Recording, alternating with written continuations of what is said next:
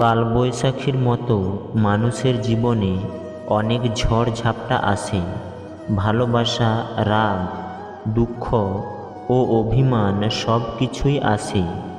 যে ব্যক্তি সব কিছু সামলে নিতে পারে সেই জীবনে প্রতিষ্ঠিত হতে পারে।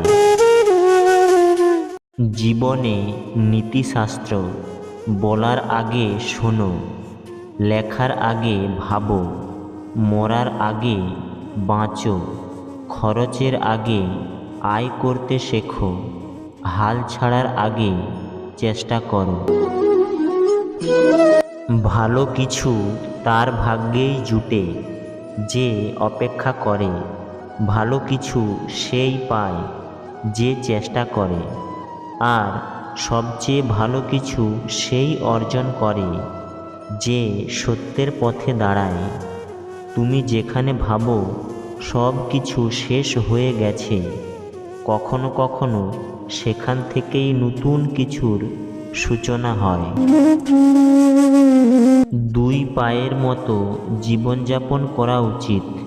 ঠিক যেমন এক পা এগিয়ে গেলেও অহংকার করে না এবং অপর পা পিছিয়ে থাকলেও লজ্জিত হয় না, কারণ তারা উভয়েই জানে তাদের অবস্থান পরিবর্তন হবে।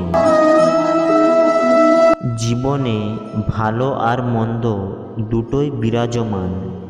জীবনের গতি কারোর ইচ্ছায় চলে না, তাই খারাপ সময় এলে ধৈর্য ধরা উচিত। ভগবান শ্রীকৃষ্ণ একথাই বলেছেন, জীবনে যা হয় তা ভালোর জন্যই হয়। সমস্যা মানে জীবনে হেরে যাওয়া নয়। সমস্যার অর্থ হলো নতুন কিছু শিখে সমাধানের পথ খুঁজে বের করা।